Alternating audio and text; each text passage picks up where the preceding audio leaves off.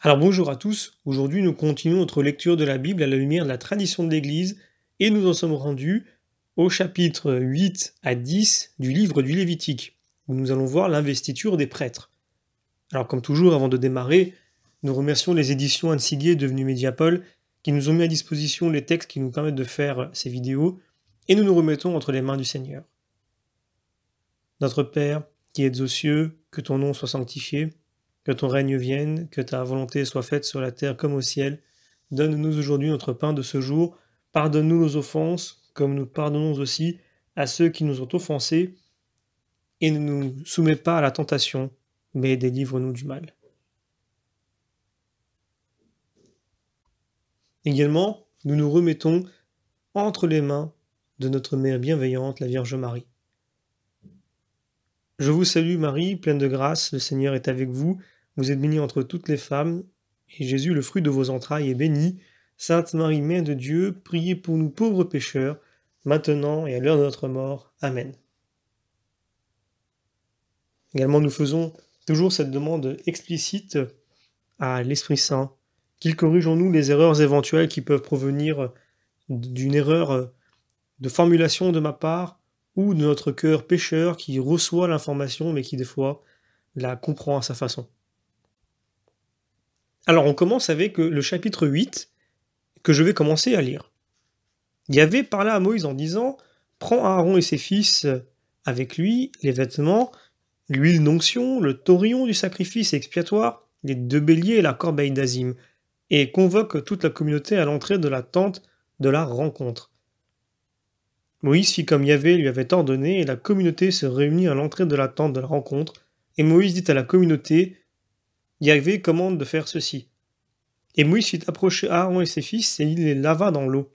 Il mit à Aaron la tunique, et il le ceignit de la ceinture, le revêtit du manteau, lui imposa l'éphod et l'en entoura. Il plaça sur lui le pectoral, et ajouta au pectoral l'urim et le thummim. Il posa la tiare sur sa tête, et plaça sur la tiare devant sa face la lame d'or, le diadème de consécration, comme Yahvé avait commandé à Moïse. Alors déjà ici, nous avons de quoi faire. La séquence, ici, est donc caractéristique. Les prêtres sont d'abord lavés, puis revêtus de leurs ornements sacerdotaux, de gloire, précise le Siracide au chapitre 45, puis consacrés par l'onction et la communion aux victimes de sacrifices. Je vais vous lire Siracide, chapitre 45. Je vais vous prendre des morceaux. Il éleva très haut Aaron, un saint pareil à lui, son frère de la tribu de Lévi, établit avec lui une alliance éternelle et lui donna le sacerdoce du peuple, le déclara heureux dans son ordre éminent et le couvrit d'un vêtement de gloire. Il le revêtit d'un prestige parfait et le confirma par des insignes de puissance. Ses holocaustes seront offerts 2 fois chaque jour à perpétuité. Moïse lui remplit les mains et lui fit l'onction d'huile sainte, et ce lui fut une alliance éternelle, ainsi que pour sa race au long des jours du ciel, pour qu'il soit liturge et grand prêtre, et bénisse le peuple par le saint nom. Il le choisit d'entre toute chair pour présenter au Seigneur l'offrande, l'encens et le parfum en mémorial, pour rendre le Seigneur favorable à son peuple. Il lui confia ses commandements et les décisions de sa loi pour qu'il enseigne à Jacob ses témoignages, pour qu'il éclaire Israël sur sa loi. Je vais également prendre Hébreux chapitre 5, puisque l'on vient de voir que la fonction sacerdotale ressort clairement, et ce passage va nous aider encore à le voir. Tout grand prêtre, pris d'entre les hommes, est établi dans les hommes en ce qui regarde les choses de Dieu, afin de présenter les offrandes et les sacrifices expiatoires. Il est capable de compatir à leur ignorance et à leurs erreurs, puisque lui-même est enveloppé de faiblesse, et à cause de cela il doit offrir des victimes expiatoires, aussi bien pour lui-même que pour le peuple. Et nul ne s'attribue cet honneur à lui-même, mais on y est appelé de Dieu comme Aaron. Ainsi le Christ ne s'est pas glorifié de lui-même pour devenir grand prêtre, mais il a été appelé par celui qui s'adresse à lui en disant « Tu es mon fils, moi aujourd'hui je t'engendre ». Et dans un autre psaume, « Tu es prêtre pour l'éternité, selon l'ordre de Melchisédek ». Voilà, donc on voit bien que les hommes, les prêtres sont appelés à rester au temple d'abord on le verra dans ce chapitre au verset 33, comme gardiens des rites et du culte, notamment des sacrifices, on vient de le voir en Hébreux chapitre 5. Ils sont par conséquent médiateurs, mandataires de l'alliance, on vient de voir avec les textes parallèles que je viens de lire, pour en communiquer les bénédictions à tout le peuple, dont l'essentiel, source de toutes les autres bénédictions, est la présence de Yahvé, de sa gloire, de sa Shekinah. Et enfin, ils ont à enseigner la loi et à discerner entre le pur et l'impur, le saint et le profane, ce qui est l'objet des deuxième et troisième parties de Lévitique que nous verrons ensemble. En tout cela, le Nouveau Testament nous invite à reconnaître le vrai prêtre, le Messie, le Christ, loin en son être même, de par l'union personnelle, donc hypostatique, de sa nature humaine à la nature divine.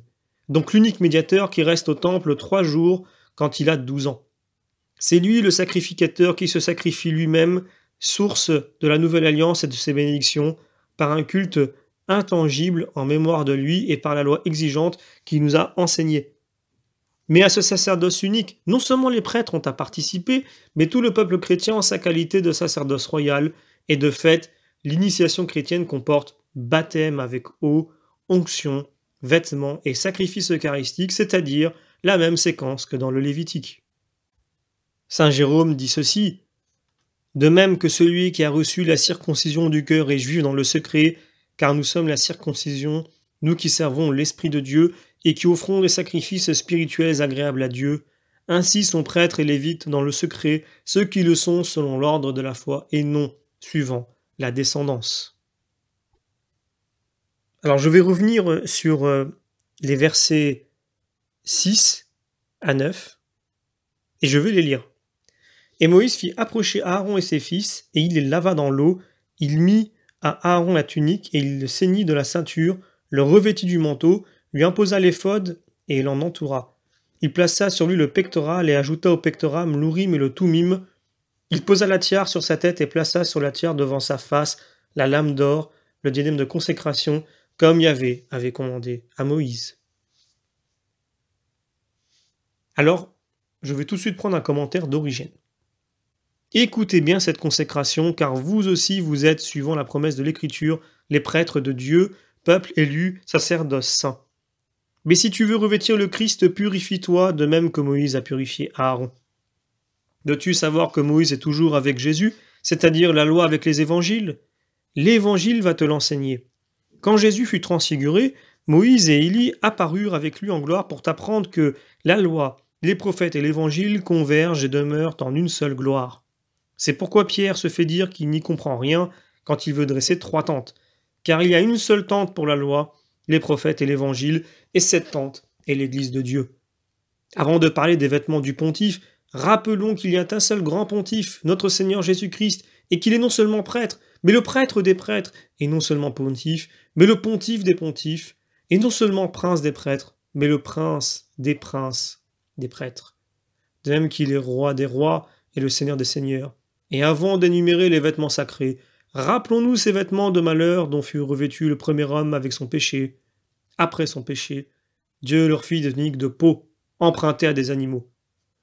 Voilà bien ce qu'il convenait aux pécheurs, une tunique de mortalité, solde de son péché, et signe de la corruption du tombeau. Je prends également un commentaire de Divo Barsotti, qui dit ceci. Adam, après le péché, s'aperçoit qu'il est nu, le péché l'a dépouillé. C'est donc qu'auparavant il était vêtu.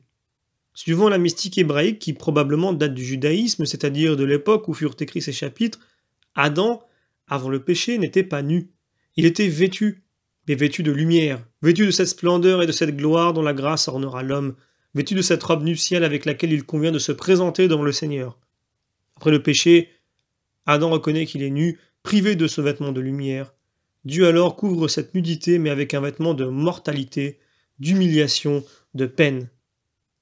En acceptant l'alliance avec Dieu, l'homme doit maintenant prendre un autre vêtement, se dépouiller de ses peaux mortes et se vêtir autrement pour entrer en la divine présence. Au baptême, le prêtre dit au candidat « Reçois ce vêtement blanc, prends la résolution de ne jamais le perdre, porte-le jusqu'à ce que tu arrives au ciel. » Le chrétien est ainsi orné d'un vêtement de lumière. Le changement de vêtement manifeste l'entrée dans le monde divin. Alors aussi la tradition s'est-elle attachée à charger de sens les phases de la vêture et chacune des pièces dont se compose le vêtement. Cela vaut du simple prêtre revêtant les ornements sacerdotaux, comme en témoignent à l'envi les prières que l'Église lui met alors à la bouche, mais le vêtement d'Aaron lui-même est d'un symbolisme encore plus certain, dans la mesure où c'est Dieu lui-même qui en a prévu l'ordonnance à la texture même. Entre autres, on peut choisir un commentaire de Saint Jérôme pour montrer, donc celui que nous avons lu, accessoirement que si attaché soit-il à la littéralité de la Bible, cela ne l'empêche nullement de chercher au moindre détail de l'Ancien Testament, valeur spirituelle et permanente jusque dans le Nouveau, donc pour nous aussi. C'est d'autant plus remarquable qu'il ne s'agit pas ici d'un commentaire herméneutique, mais d'une simple épître à Fabiola, l'une de ses dirigées spirituelles. Nous lisons dans le Lévitique que suivant l'ordre du Seigneur, Moïse lava Aaron et ses fils. Déjà, les rites sacrés d'un baptême signifiaient la purification du monde et la sanctification de toutes choses. On ne reçoit pas les vêtements et ornements sacerdotaux avant de s'être lavé et d'être rené, homme nouveau dans le Christ. Au chapitre 21, verset 11, il est prescrit que le grand prêtre n'entrera pas là où il y a un mort. Partout où il y a le péché, et avec le péché la mort, le pontife n'entre pas. Il ne sortira pas du lieu saint de peur de profaner le sanctuaire, ou la consécration. D'ailleurs, il est notable que saint Jérôme traduise ici sanctuarum par sanctificationem, qui peut aussi signifier d'ailleurs sanctuaire, mais s'applique aussi plus directement à l'homme, au sacerdoce ou à tout chrétien, car il a été marqué par l'onction de Dieu. Je continue la lecture du commentaire. Nous rendrons compte de chaque parole oiseuse, comme saint Jérôme. Tout ce qui n'édifie pas les auditeurs se tourne en danger pour celui qui a parlé. Si je fais ou si je dis quelque chose de répréhensible, je sors du lieu saint et je souille la parole du Christ. Le pontife doit être sans tache, d'une telle vertu qu'elle s'identifie à demeurer toujours dans le lieu saint, et qu'il soit toujours prêt à offrir des victimes pour le peuple, car l'onction sainte est sur lui. Nous tous qui avons été baptisés, nous avons revêtu le Christ. Gardons cette unique que nous avons reçue, gardons-la sainte dans le lieu saint. Alors, je vais revenir sur le verset 7 où il est indiqué « Moïse lui imposa l'éphod ». Donc il est ainsi décrit au chapitre 28 de l'Exode « On le fera broder en or, en pourpre violette et écarlate, en cramoisi et en fin lin retors, portant aux épaulettes 2 pierres de cornaline sur lesquelles se trouvent gravés 6 par 6 les noms des fils d'Israël en mémorial. » Toute l'écriture atteste que l'éphod est sacré et destiné au seul pontife quand elle nous dit que Samuel, enfant, portait l'éphod, ou que David en était orné devant l'arche. Il faut discerner entre l'ornement du pontife, tissé de 4 couleurs et d'or, ou le simple vêtement de lin qui avait la même forme que celui du pontife. Concernant le pectoral, il est plus petit, mais le plus sacré des ornements du pontife. C'est un tissage de 4 couleurs et d'or, comme l'éphod, long et large d'une paume, en double, pour ne pas se déchirer facilement, car 12 pierres d'une grosseur remarquable et d'un grand prix y sont serties sur 4 rangs. Sur les pierres sont sculptés les noms des 12 tribus. Les 4 couleurs représentent les 4 éléments dont l'univers est constitué. Le lin est attribué à la terre d'où il pousse, la pourpre à la mer qui produit ses coquillages, le hyacinthe à l'air parce qu'il est de la même couleur, le vermillon au feu. Ces couleurs sont mêlées d'or pour signifier que la providence divine et la vie divine pénètrent toutes choses. La ceinture qui entoure la poitrine du prêtre et resserre sa tunique de lin, donc le lin, la terre, représente l'océan qui entoure la mer. Il était juste que le pontife de Dieu, portant sur ses vêtements la représentation de toutes les créatures, montra ainsi que tout ce qui existe a besoin de la miséricorde de Dieu, et que par l'offrande du sacrifice, toute créature fut purifiée. Par ses paroles comme par ses vêtements, il prierait non pour ses enfants, ses parents ou ses proches, mais pour toute la création. Alors voilà pour ce commentaire. Nous avons également un autre élément, l'Urim et le Tumim. Alors on ne sait exactement en quoi il consistait, mais il semble qu'il servait à tirer les sorts, où le croyant voyait la décision de Dieu, maître même de ce qui pour nous n'est que hasard.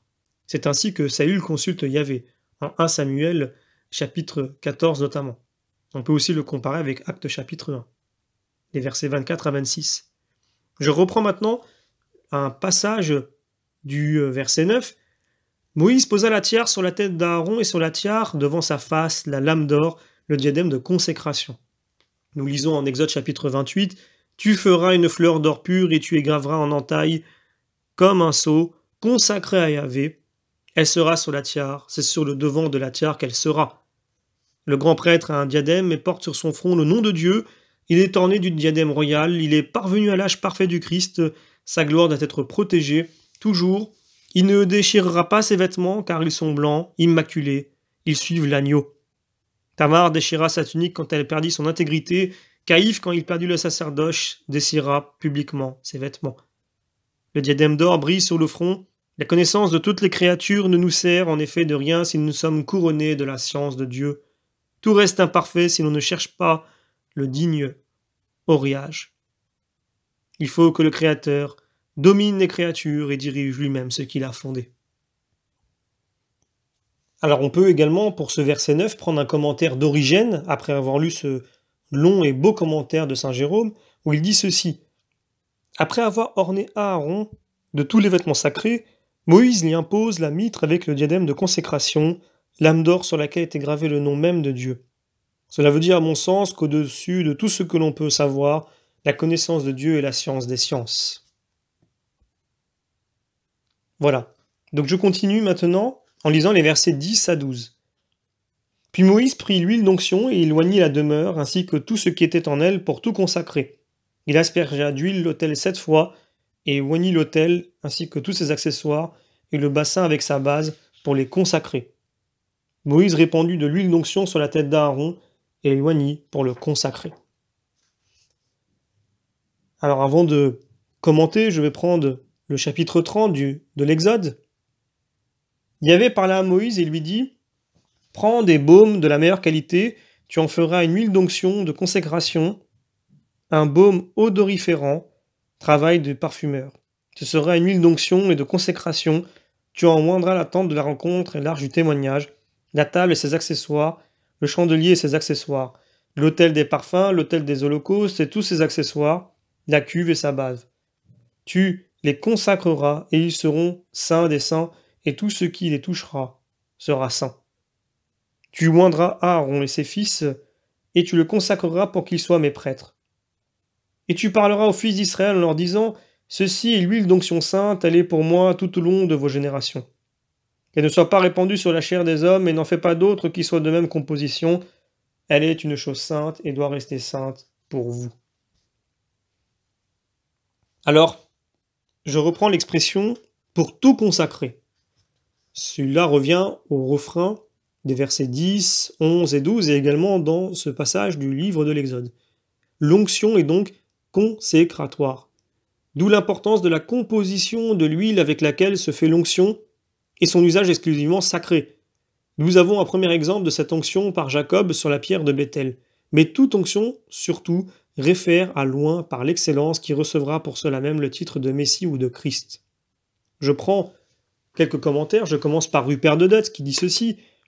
Cette huile dont notre Seigneur le Fils de Dieu fut oint, et c'est pourquoi on l'appelle Messie en hébreu et Christos en grec, cette huile est le Saint-Esprit, et l'onction des rois, des prêtres et des prophètes n'en était qu'un signe, un indice matériel.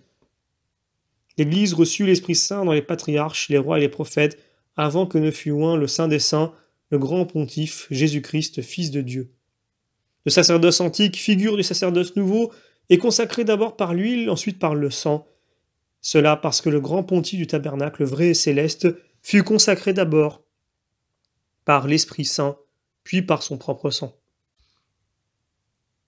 Je prends un commentaire de saint Éphrem, son hymne sur l'Épiphanie, où il dit ceci. Dans l'onction d'Aaron, mes frères, les cornes de l'autel étaient marquées du sang vil des animaux, mais dans l'onction de la vérité, c'est le sang vivant, vivifiant qui se répand dans vos corps, qui se mêle à vos âmes et qui marque vos maisons. Alors je voudrais prendre deux textes parallèles, Hébreux chapitre 9 et chapitre 5, où on voit que toujours la continuité, la transcendance, ici donc du sacerdoce de la nouvelle alliance par rapport à l'ancienne. Je lis. Nécessairement, si les copies de ce qui est dans les cieux se purifient par ces rites, les choses célestes, elles doivent se purifier par des sacrifices meilleurs que ceux-là.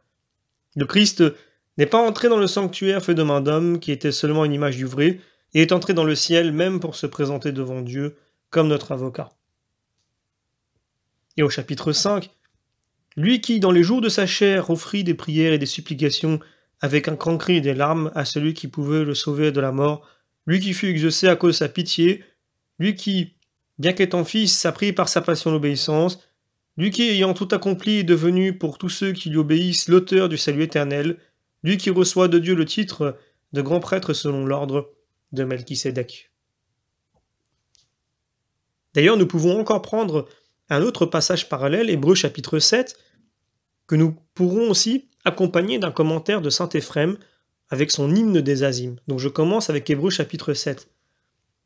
Voilà bien le grand prêtre qu'il nous fallait, saint, innocent, immaculé, séparé des pécheurs et exalté au-dessus des cieux, qui n'a pas besoin, comme les autres prêtres, d'offrir chaque jour des sacrifices, d'abord pour ses propres péchés, puis pour ceux du peuple.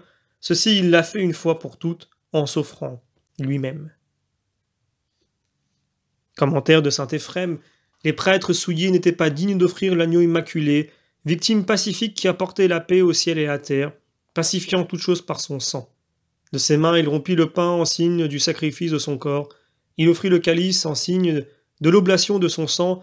Il revêtit le sacerdoce de Melchisédek, qui était sa figure. Alors je vous lis le reste du chapitre 8 du Lévitique, avant que nous passions au chapitre 9. Moïse fit approcher les fils d'Aaron et les revêtut de tuniques. Il les ceignit de ceinture et leur attacha des tiares, comme Yahvé l'avait ordonné à Moïse. Puis il fit approcher le taurion du sacrifice pour le péché, et Aaron et ses fils posèrent leurs mains sur la tête du taurion du sacrifice pour le péché. Moïse s'immola, prit du sang et en mit avec son doigt sur les cornes de l'autel tout autour. Il fit l'expiation pour l'autel, versa le sang au pied de l'autel, et le sang consacra en faisant sur lui le rite de propitiation. Il prit toute la graisse qui était sur l'intestin, le lobe du foie, les 2 rognons et leur graisse, et Moïse les fit fumer sur l'autel. Le taurion, sa peau, sa chair, sa fiente, on les brûla par le feu en dehors du camp, comme Yahvé l'avait ordonné à Moïse. Un peu plus loin, Moïse fit approcher le bélier du sacrifice d'investiture. Aaron et ses fils posèrent leurs mains sur la tête du bélier, et Moïse l'immola.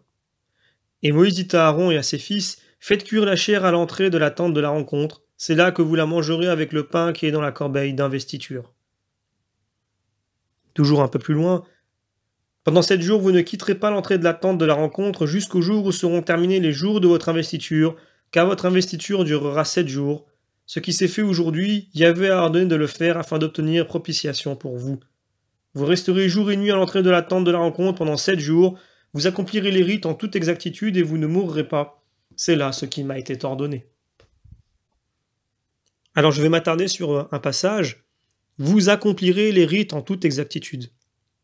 Littéralement, vous observerez les observances rituelles. La répétition de la même racine hébraïque souligne combien il est de l'essence même du rite d'être id quod epsurvatur. L'exécution exacte, normalement intangible, sauf décret de l'autorité suprême, seule compétente, est donc indispensable pour qu'une cérémonie prenne valeur, force, efficacité rituelle et par conséquent aussi pour la sécurité vitale des fidèles. On ne l'observe pas moins dans les religions païennes de l'Antiquité que dans la religion biblique. Littré cite « Nos rites, nos mystères ne peuvent point changer, ne sont point incertains, comme ces faibles lois qu'inventent les humains. » Le grand Larousse, ce qui se fait s'accomplit dans un ordre prescrit traditionnel, d'où l'expression « c'est devenu un rite », que Robert interprète « pratique réglée, invariable ». Donc prétendre adapter, inventer, créer des rites à sa guise, comme il est de mode aujourd'hui, c'est tout simplement anéantir le rite.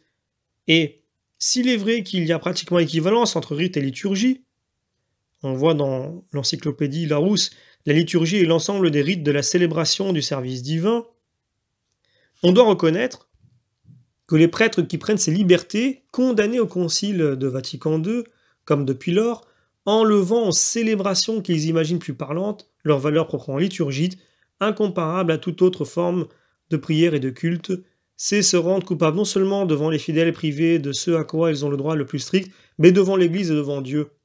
Vous accomplirez les rites en toute exactitude. Voilà, donc nous allons faire un passage rapide sur le chapitre 9. Je vais simplement prendre le premier verset et les derniers versets. Au 8e jour, Moïse appela Aaron, ses fils et les anciens d'Israël. Et plus loin, Moïse et Aaron entrèrent dans la tente de la rencontre, ils en ressortirent et bénirent le peuple, et tout le peuple vit la gloire de Yahvé. Un feu sortit de devant la face de Yahvé et dévora sur l'autel l'holocauste, les graisses, et tout le peuple vit. Ils acclamèrent et ils tombèrent face contre terre. Alors, ils bénirent le peuple. Et donc sur la bénédiction, fruit de l'alliance, dès l'origine avec Abraham, nous pouvons regarder des textes parallèles, notamment Genèse 12, chapitres 2 et 3, Genèse 14, chapitres 18 à 20. On voit aussi que la formule, rituelle de la bénédiction sacerdotale sera donnée en Nombre chapitre 6, et nous y viendrons. Je vais simplement prendre un texte parallèle en Luc chapitre 3. Mais il arriva ceci, au moment où tout le peuple se faisait baptiser, et où Jésus était baptisé et prié, le ciel s'ouvrit, et l'Esprit Saint descendit avec lui, sur lui, avec une apparence corporelle, comme une colombe, et une voix vint du ciel. Tu es mon Fils bien-aimé, en toi ma volonté parfaite. Voilà, c'était la simple remarque que nous avions à faire aujourd'hui sur le chapitre 9. Je passe au chapitre 10, et idem, nous aurons à lire que quelques versets que nous allons commenter. Yahvé parla à Aaron et lui dit « Toi et tes fils avec toi, vous ne boirez ni vin, ni boisson enivrante quand vous entrerez dans la tente de la rencontre, ainsi vous ne mourrez pas. C'est un décret perpétuel pour toutes vos générations, afin de discerner entre ce qui est saint et ce qui est profane, entre ce qui est pur et ce qui est impur, et afin d'enseigner aux fils d'Israël les paroles qu'a dites Yahvé leur Dieu par l'intermédiaire de Moïse. » Alors avant de commenter, je prendrai tout de suite deux textes parallèles, Luc chapitre 7. À quoi pourrais-je comparer les hommes de cette génération? À quoi ressemblent-ils? C'est comme des enfants qui s'amusent sur la place et qui s'interpellent. On vous a joué de la flûte et vous n'avez pas dansé. On a essayé de jouer aux lamentations et vous n'avez pas pleuré. Car Jean-Baptiste est venu, il ne mangeait pas de pain, ne buvait pas de vin, et vous dites, il a un démon. Le Fils de l'homme est venu, il mange et boit, et vous dites, voici un homme, grand mangeur et buveur, il se plaît dans la compagnie des publicains et des pécheurs. La sagesse est reconnue, juste, par tous ceux qui sont nés d'elle. Et je prends maintenant Matthieu 26. Je vous le dis, je ne boirai plus du fruit de la vigne jusqu'au jour où je la boirai, nouveau avec vous, dans le royaume de mon Père. Alors, cette expression « vous ne boirez pas de vin », c'est comme exemple des perspectives infinies, non seulement christologiques mais éternelles, qu'ouvre l'ancienne loi jusque dans ses prescriptions les plus apparemment dépassées quand elle est comprise à la lumière du Nouveau Testament. Et pour cela, je vais prendre le commentaire d'Origène. La loi demande à Aaron et à ses fils de ne pas boire de vin quand ils s'approchent de l'autel. Voyons comment cette loi s'applique au vrai pontife, notre Seigneur Jésus-Christ, et à ses prêtres et fils, nos apôtres. Remarquons d'abord qu'avant d'approcher de l'autel, le vrai pontife boit du vin avec ses prêtres, mais sur le point d'approcher de l'autel et d'entrer dans la tente du témoignage, il s'abstient de vin. Le Sauveur était venu en ce monde afin d'offrir sa chair en victime à Dieu pour nos péchés. Avant de l'offrir, il buvait du vin, et on le traitait de buveur, d'amis des pécheurs et des publicains. Mais quand vint le temps de sa croix, sur le point d'approcher de l'autel où il immolerait sa chair en victime, il prit le calice de l'Écriture, il le bénit et le donna à ses disciples en disant « Prenez et buvez. Buvez, vous qui pour le moment n'approchez pas de l'autel. » Mais lui, parce qu'il approchait de l'autel, il dit « Je ne boirai plus du fruit de la vigne jusqu'au jour où je le boirai, nouveau avec vous dans le royaume de mon Père. » Si quelqu'un de vous écoute avec des oreilles purifiées, il peut entrevoir le secret du mystère ineffable. Le Sauveur attend pour boire du vin avec vous, il nous attend pour se réjouir. Jusqu'où attendra-t-il? Jusqu'à ce qu'il ait consommé son œuvre, jusqu'à ce que nous soyons tous soumis au Christ et le Christ à son Père. Puisque tous, nous sommes membres de son corps, on peut dire qu'en quelque manière, il n'est pas soumis tant que nous ne sommes pas soumis d'une soumission parfaite, tant que moi, dernier des pécheurs, je ne suis pas soumis. Mais quand il aura consommé son œuvre et amené toute créature à son achèvement parfait, alors on pourra dire qu'il est soumis en ceux qu'il soumet à son Père, ceux en qui il a consommé l'œuvre que son Père lui avait confiée pour que Dieu soit tout en toutes choses. Il ne boit pas de vin maintenant parce qu'il se tient devant l'autel et pleure mes péchés, mais on boira quand même quand tout lui sera soumis, quand tous seront sauvés, que la mort, suite du péché, sera détruite, alors ce sera l'allégresse. Et les saints aussi qui nous ont précédés nous attendent, lents et paresseux que nous sommes. Leur joie n'est pas parfaite aussi longtemps qu'il y a lieu de pleurer nos péchés.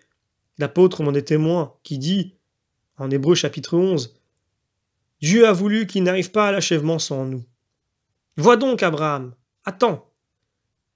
Isaac, Jacob et tous les prophètes nous attendent pour posséder avec nous la parfaite béatitude. C'est pourquoi ce grand mystère est retardé jusqu'au jour du jugement, car il s'agit d'un seul corps qui attend d'être justifié, d'un seul corps, qui ressuscitera au jour du jugement.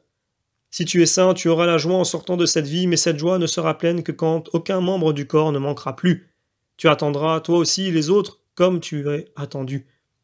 Or, si toi qui n'es qu'un membre ne peux avoir la parfaite allégresse quand un autre membre est absent, combien plus notre Seigneur et Sauveur, qui est à la fois l'auteur et la tête du corps entier.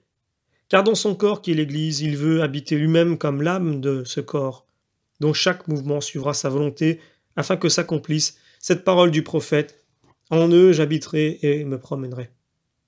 Alors nous serons parvenus à cette maturité dont l'apôtre dit « Je vis, mais ce n'est plus moi, c'est le Christ qui vit en moi ». Alors notre pontife boira le vin nouveau dans le ciel nouveau, sur la terre nouvelle, dans l'homme nouveau, avec les hommes nouveaux, avec ceux qui chantent le cantique nouveau. Voilà donc, nous terminons cette vidéo de ce jour avec ce très beau commentaire d'Origène. Et pour ma part, je vous remercie et vous donne d'ores et déjà rendez-vous pour la prochaine vidéo qui traitera du chapitre 11 du Lévitique, qui concernera les aliments purs et impurs.